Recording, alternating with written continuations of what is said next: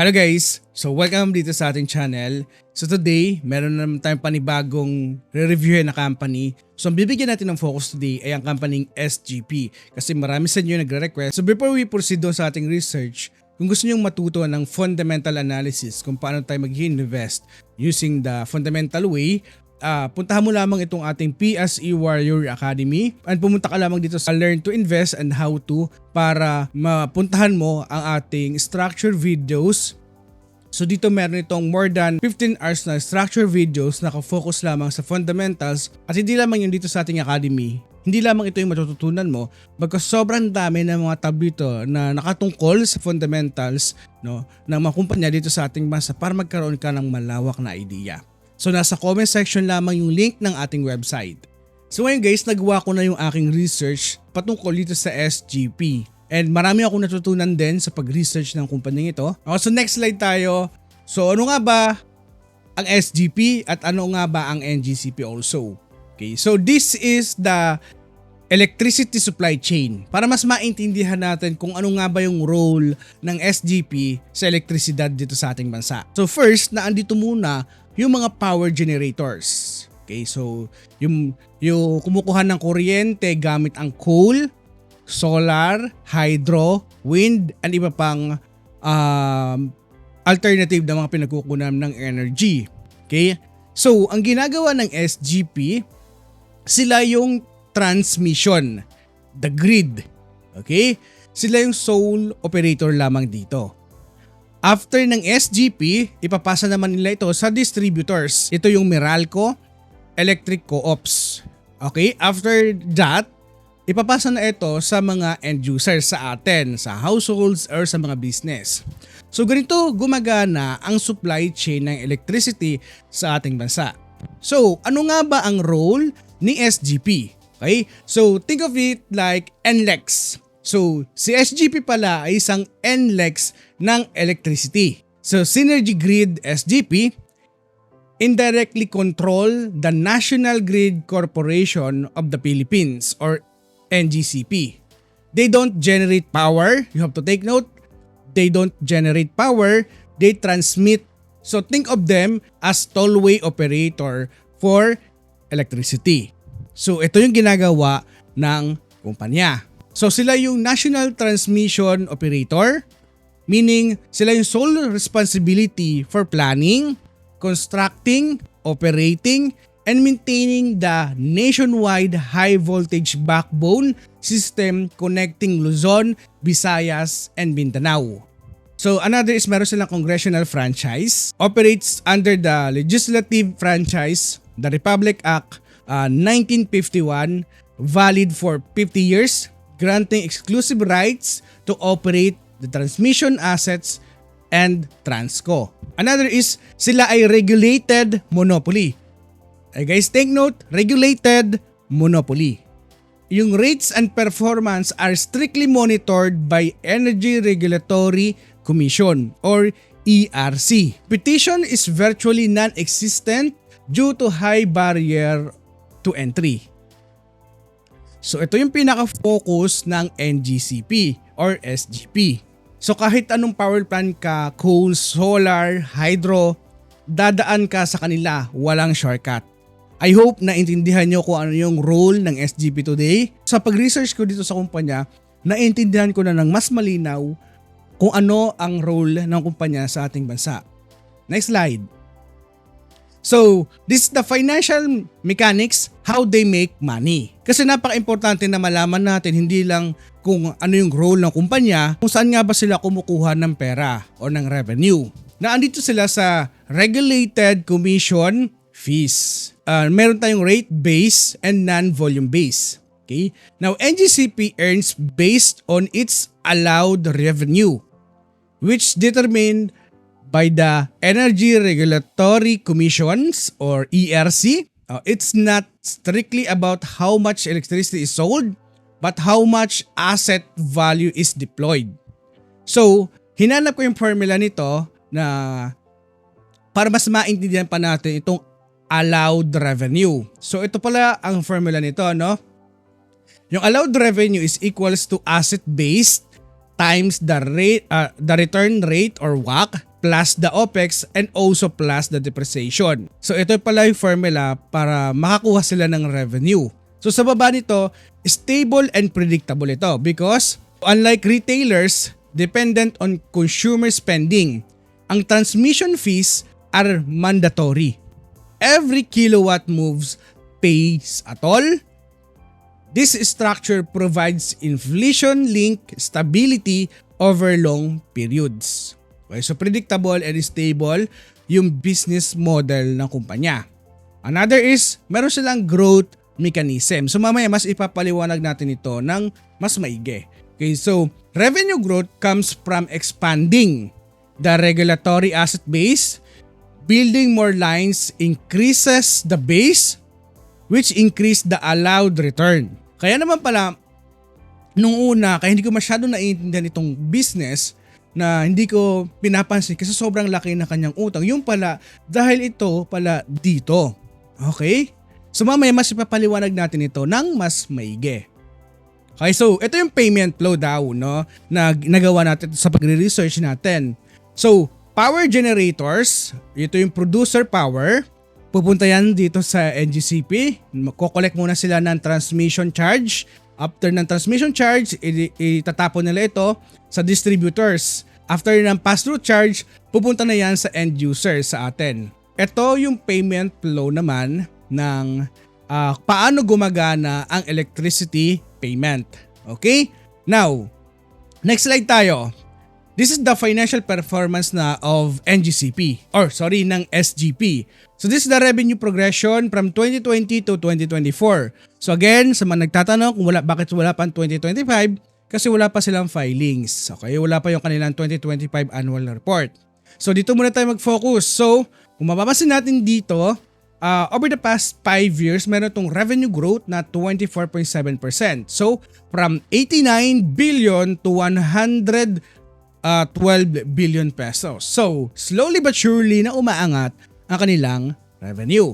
Steady upward trajectory driven by expanding regulatory asset base despite of pandemic challenges. So guys, ganito pala gumagana kung paano sila kumukuha ng revenue. So kaya i-understand kung bakit sobrang laki ng kanilang utang today. Meron itong 5.6% na CAGR from 2020 to 2024. So the consistent growth reflects the regulated nature of the business, not explosive but highly predictable. Another is key driver yung asset base. So revenue increases, follow capital deployment, new lines built today is equals to higher allowed revenue tomorrow. Now, next slide, the profitability metrics tayo. Ito yung snapshot lamang natin, no? So, this is the key performance indicator of SGP. Nilang gross margin nasa 54 to 58%. These are massive margins typical for monopolistic infrastructure, consistent revenue stream versus controlled operating cost. Okay, so mataas ito.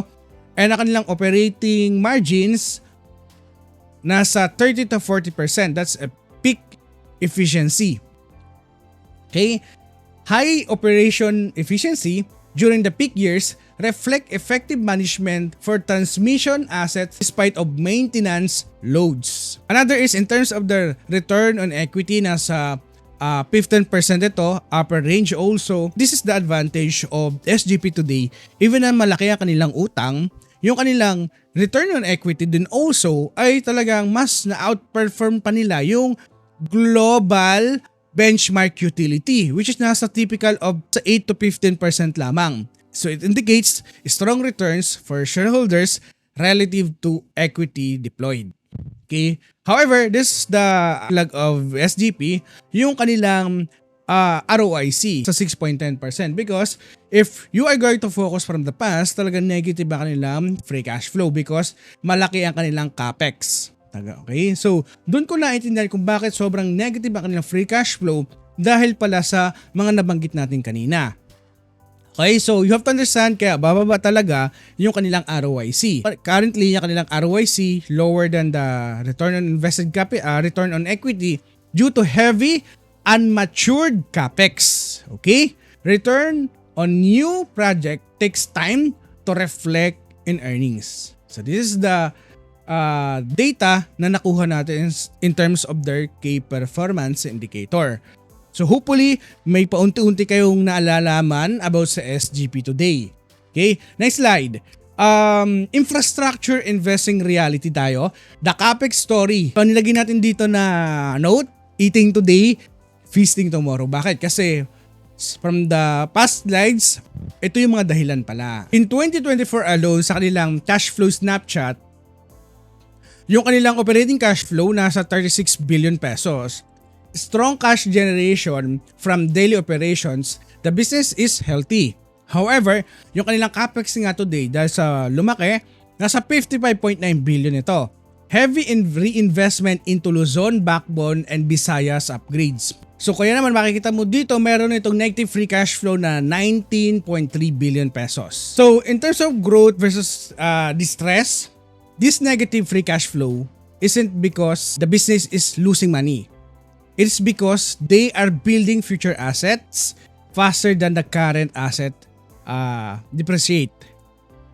So this is the importance na pagre-research natin ng kumpanya. Alam mo ba, kung hindi ko ito ni-research, kung hindi nyo ito pina-research sa akin, hindi ko rin ito masyadong maiintindihan na business. Okay? Kasi usually, pumupunta lamang muna ako sa Snapchat kung mapangit ang kanilang performance, pangit yung kanilang free cash flow, malaki ang kanilang utang. Hindi ko na agad-agad iyan tinitignan.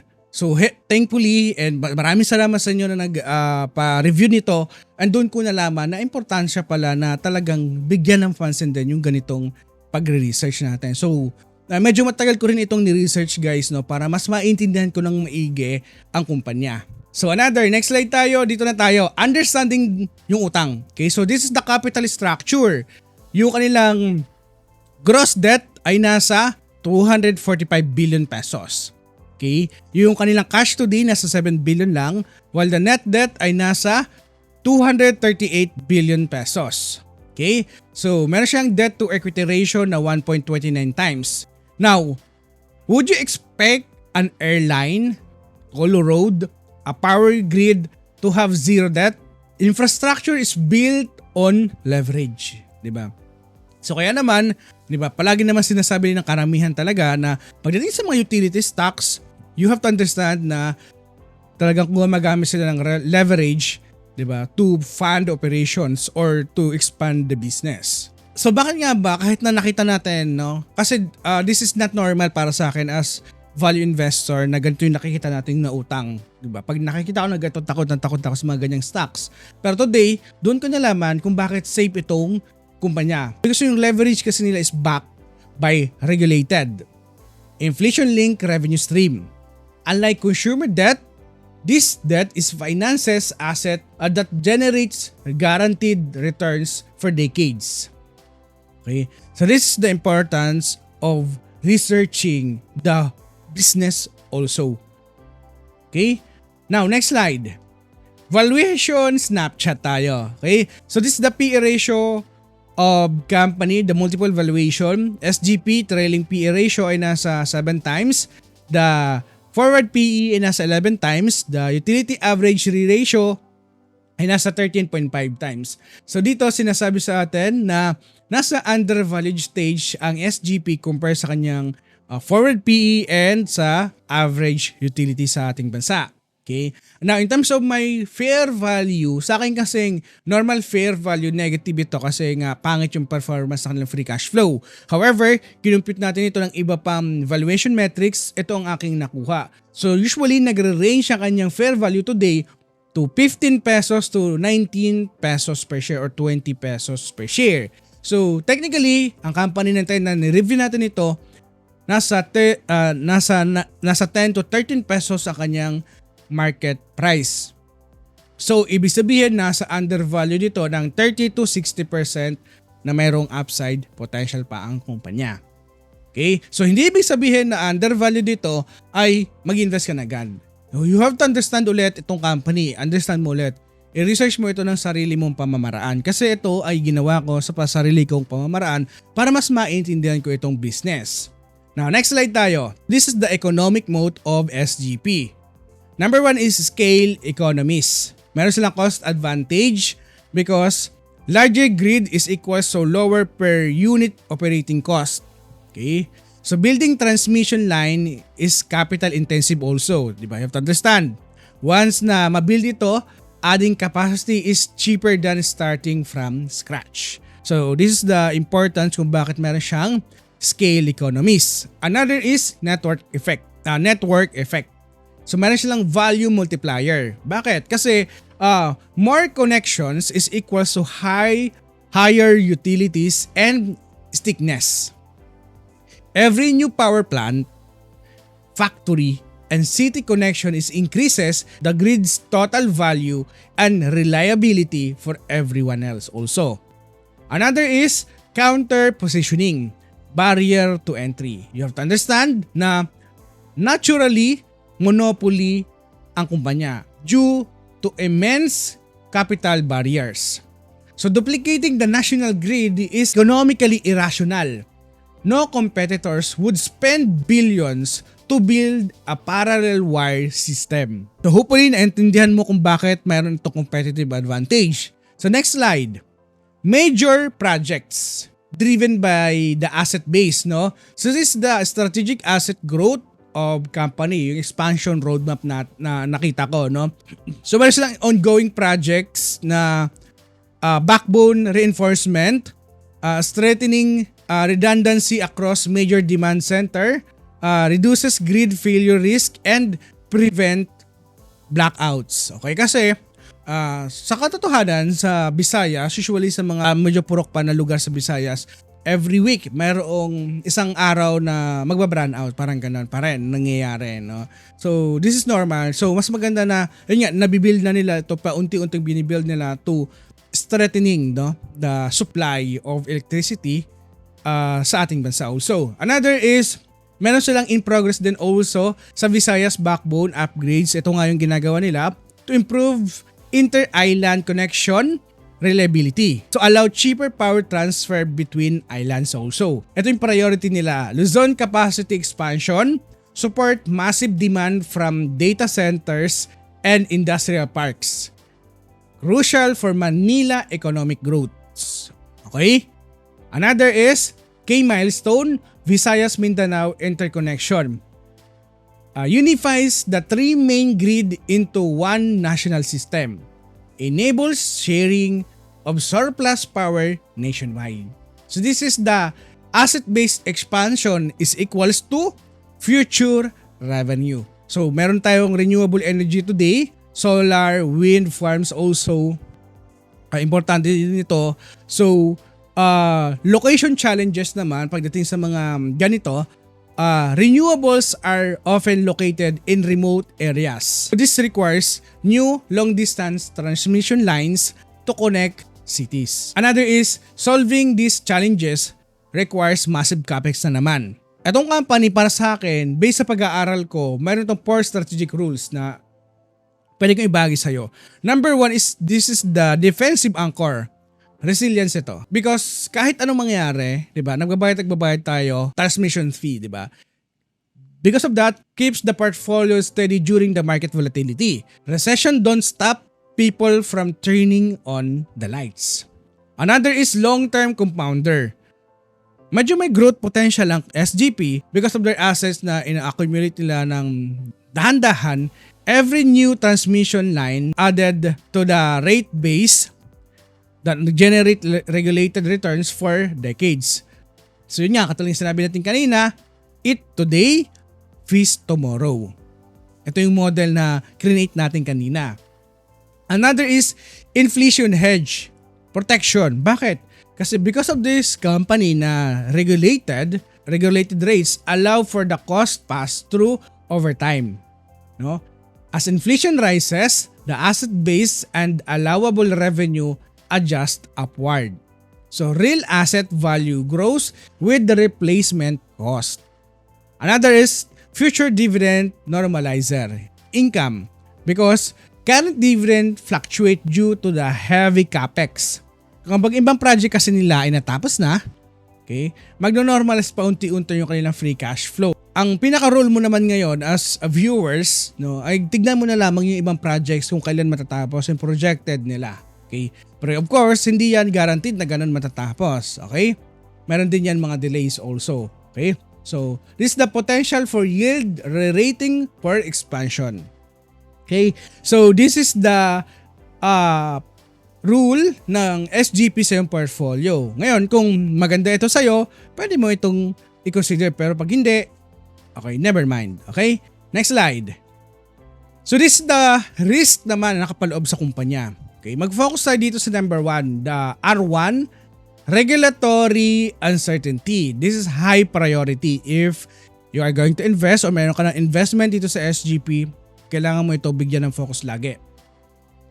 The Energy Regulatory Commission delays in rate reset and project approval can create cash flow lags, affecting return timelines also. So mitigation strategy, strong legal mandate via congressional franchise. Another is operational climate. External naman ito kasi hindi naman natin malalaman, okay,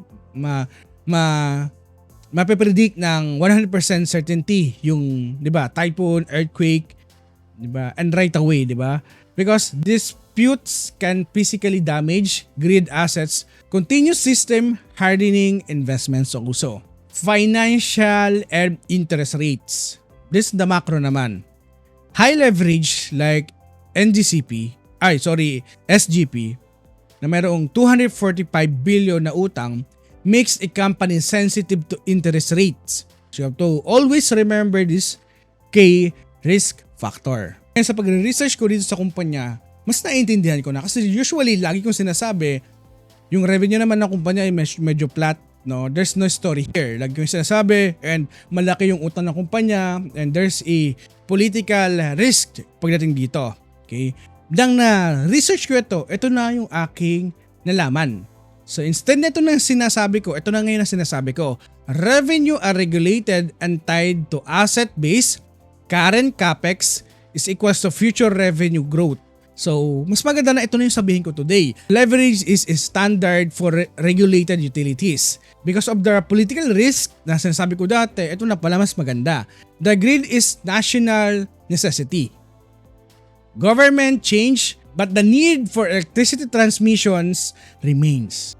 So, this is the importance ng pagre-research natin kasi nag-iiba ang ating perception kapag talagang nire-research natin ng mas malalim ang kumpanya. Okay? So this is the investment thesis summary natin. SGP represent a rare opportunity to own mission-critical monopoly currently mispriced by short-term market sentiment.